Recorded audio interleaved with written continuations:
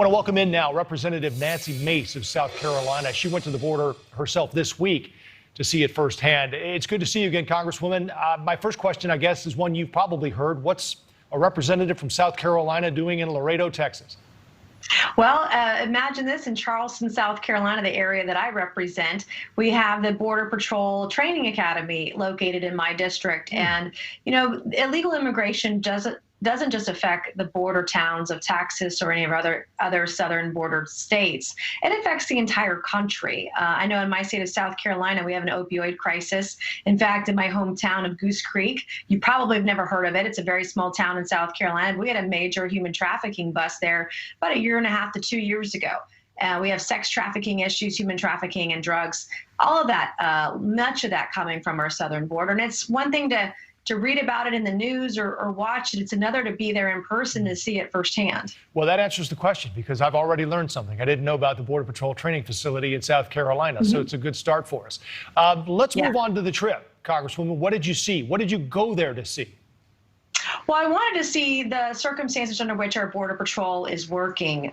You know, to see their morale has caved so much in the first 8 months of this year. They feel like many of them feel like there's no mission statement. To see the lack of border security, to see how strained the resources are of the city of Laredo, where I was.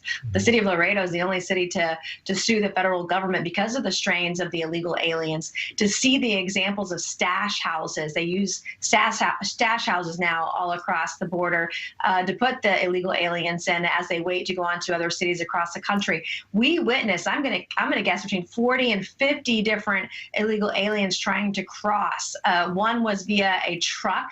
Laredo and I-35 runs from Panama all the way to Canada, and Laredo is the largest truck traffic on the southern border in Texas. But there were several immigrants that were trying to cross over hidden in a massive 18-wheeler. We saw along the Rio Grande multiple groups that the Border Patrol was tracking that were trying to cross over, the largest group being 33 people trying to cross over the river in the middle of the night. What did the Border Patrol agents tell you?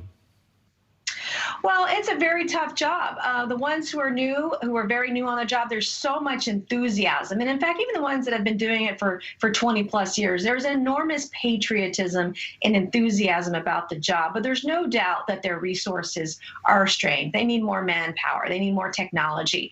One of the things the administration did on one of the first days of the administration is stop building the wall in a place like Laredo, that region where it's 135 miles. They'd already funded 70 miles of wall, which would free up many Border Patrol agents to work together. Many of those agents are working out there alone in their own vehicles, and they're usually overrun by multiple groups of illegal immigrants throughout their shifts every single day. Yeah, and I know that the National Guard in Texas has sent 1,000 troops down there to build at least temporary structures in parts of Texas, and they're raising a lot of money to do it. Let me ask you, Congresswoman, what you're doing with the information that you gathered down there in Laredo. What do you do with it now?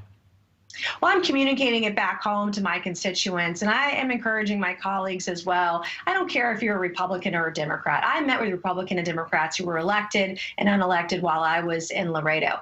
This is not a Republican versus Democrat issue. This is an American issue, and we are a very compassionate country, but we have incentivized a massive problem, hundreds of thousands of illegal immigrants coming across the border every single month. It's 1.4 million.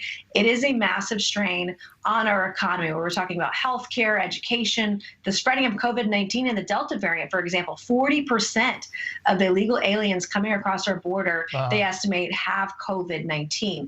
And so we're talking about our healthcare system and education in this country and our economy. It puts enormous strains, not just across our southern border, but every single city across the country. You mentioned both sides of the aisle. In one of your tweets, you say it's a national security and a humanitarian crisis.